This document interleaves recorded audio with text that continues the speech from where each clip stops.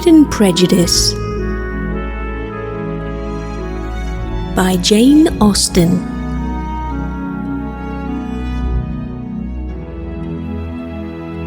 Read by S.D. Hudson.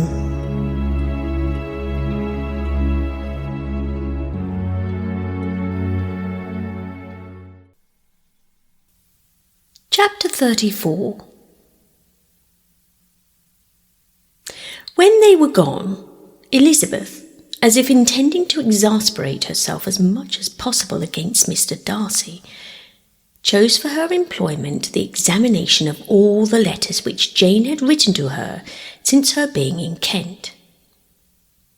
They contained no actual complaint, nor was there any revival of past occurrences, or any communication of present suffering. But in all, and in almost every line of each, there was a want of that cheerfulness which had been used to characterize her style, and which, proceeding from the serenity of a mind at ease with itself, and kindly disposed towards every one, had been scarcely ever clouded. Elizabeth noticed every sentence conveying the idea of uneasiness, with an attention which it had hardly received on the first perusal. Mr. Darcy's shameful boast of what misery he had been able to inflict gave her a keener sense of her sister's sufferings.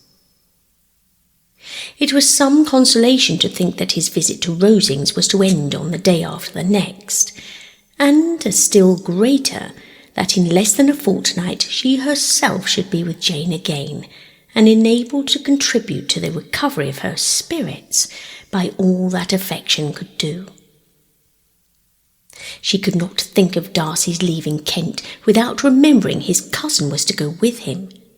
But Colonel Fitzwilliam had made it clear he had no intentions at all, and agreeable as he was, she did not mean to be unhappy about him. While settling this point, she was suddenly roused by the sound of the doorbell, and her spirits were a little fluttered by the idea of it being Colonel Fitzwilliam himself, who had once before called late in the evening, and might now come to inquire, particularly after her. But this idea was soon banished, and her spirits were very differently affected, when, to her utter amazement, she saw Mr. Darcy walk into the room.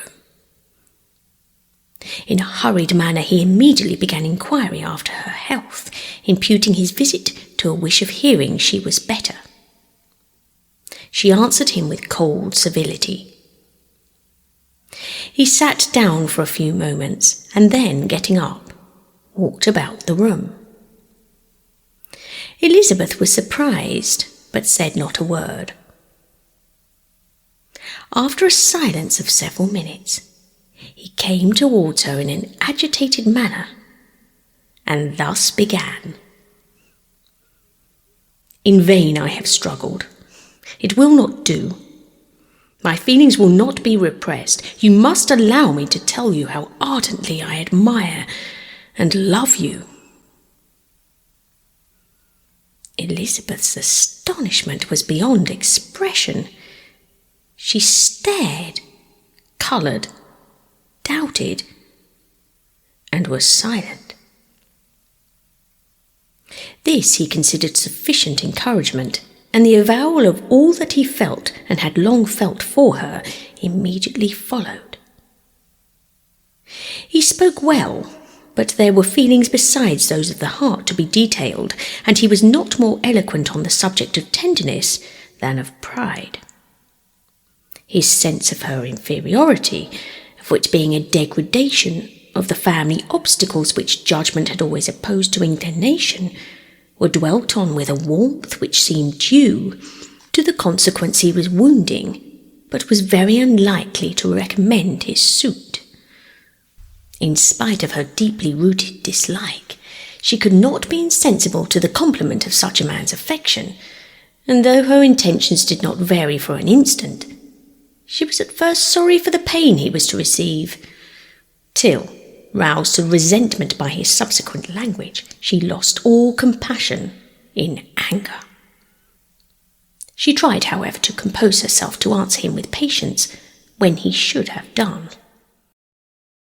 He concluded with representing to her the strength of that attachment which, in spite of all his endeavours, he had found impossible to conquer, and with expressing his hope that it would now be rewarded by her acceptance of his hand. As he said this, she could easily see he had no doubt of a favourable answer. He spoke of apprehension and anxiety, but his countenance expressed real security. Such a circumstance could only exasperate her further, and when he ceased, the colour rose into her cheeks, and she said, "In such cases as this, it is, I believe, the established mode to express a sense of obligation for the sentiments avowed. However unequally they may be returned. It is natural that obligation should be felt, and if I could feel gratitude, I would now thank you. But I cannot.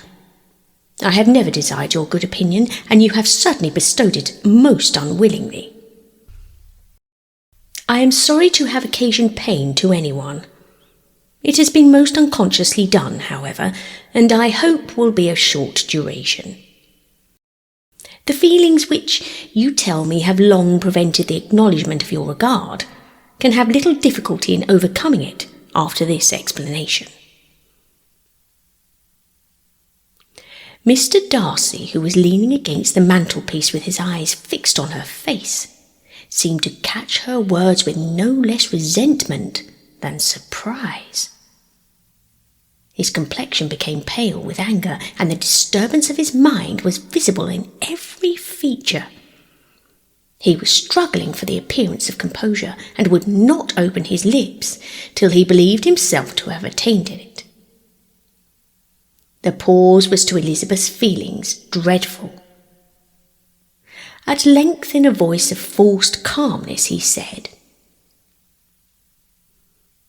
"And this is all the reply which I am to have the honour of expecting? I might perhaps wish to be informed why, with so little endeavour at civility, I am thus rejected, but it is of small importance." "I might as well inquire," replied she, "why, with so evident a design of offending and insulting me, you chose to tell me you liked me against your will, against your reason, and even against your character.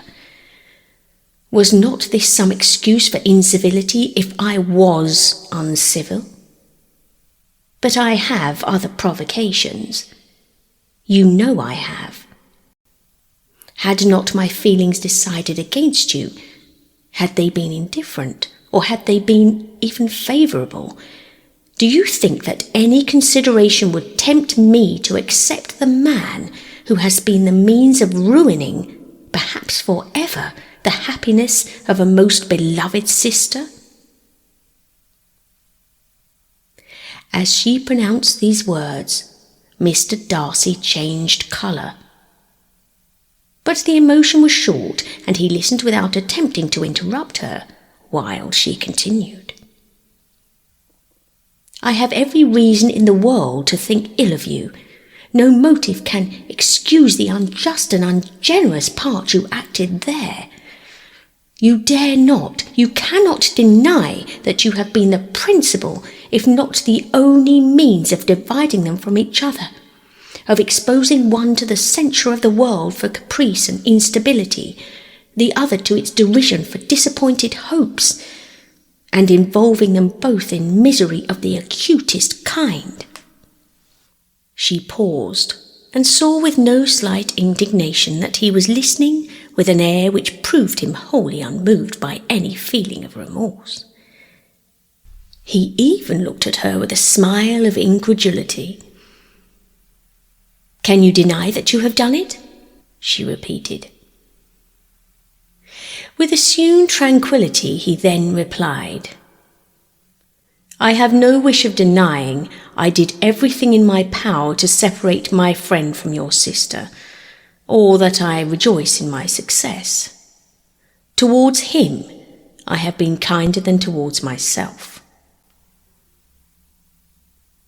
Elizabeth disdained the appearance of noticing this civil reflection, but its meaning did not escape, nor was it likely to conciliate her. "But it is not merely this affair," she continued, "on which my dislike is founded. Long before it had taken place, my opinion of you was decided. Your character was unfolded in the recital with which I received many months ago from Mr. Wickham. On this subject, what have you to say? In what imaginary act of friendship can you here defend yourself? Or under what misrepresentation can you here impose upon others?"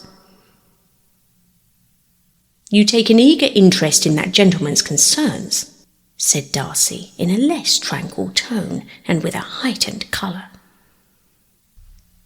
"Who that knows what his misfortunes have been can help feeling an interest in him?" "His misfortunes?" repeated Darcy contemptuously. "Yes, his misfortunes have been great indeed." "And of your affliction?"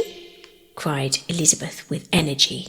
"You have reduced him to his present state of poverty, comparative poverty. You have withheld the advantages which you must know to have been designed for him. You have deprived the best years of his life of that independence which was no less his due than his desert. You have done all this, and yet you can treat the mention of his misfortunes with contempt and ridicule?" "And this," cried Darcy as he walked with quick steps across the room, "is your opinion of me? This is the estimation in which you hold me?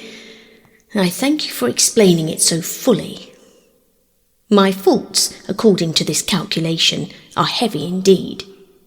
But perhaps," added he, stopping in his walk and turning towards her, "these offences might have been overlooked had not your pride been hurt by my honest confession of the scruples that had long prevented my forming any serious design.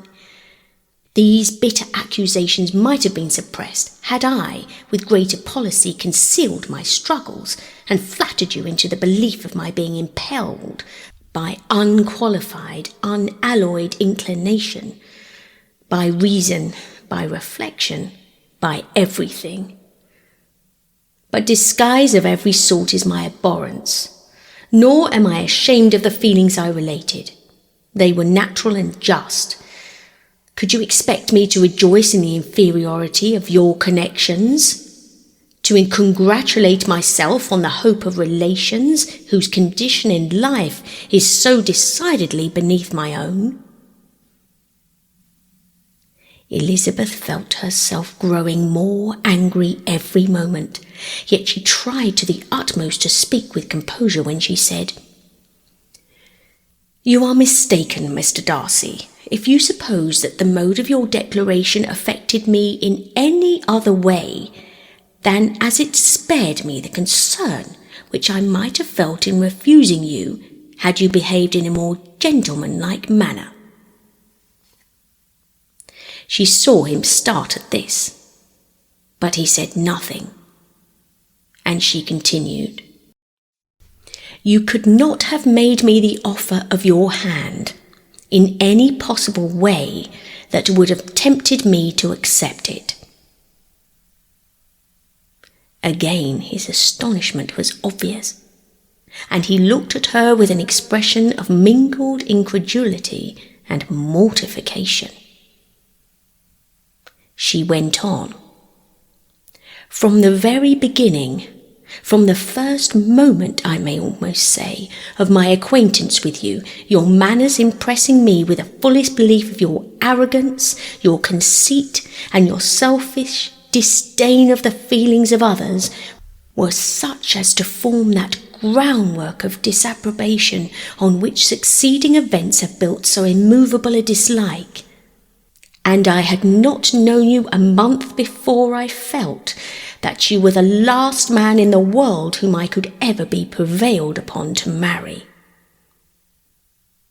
"You have said quite enough, madam. I perfectly comprehend your feelings, and have now only to be ashamed of what my own have been. Forgive me for having taken up so much of your time, and accept my best wishes for your health and happiness." And with these words, he hastily left the room. And Elizabeth heard him the next moment open the front door and quit the house. The tumult of her mind was now painfully great.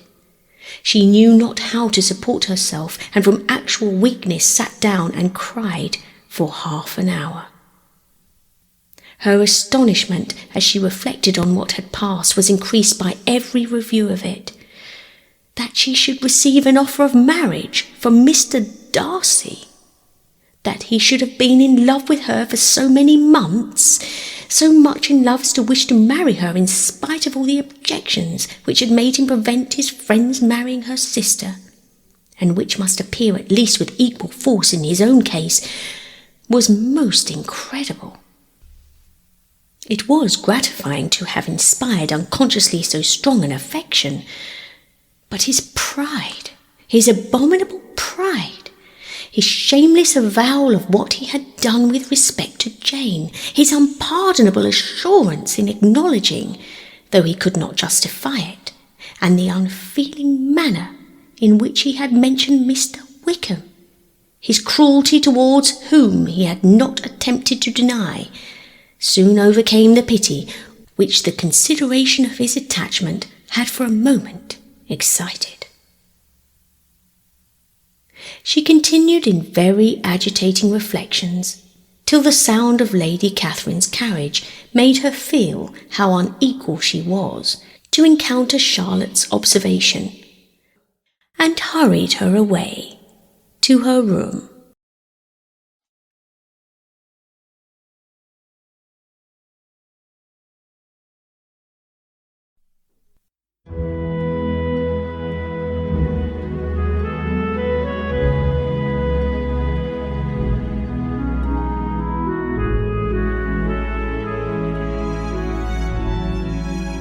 I hope you enjoyed these chapters.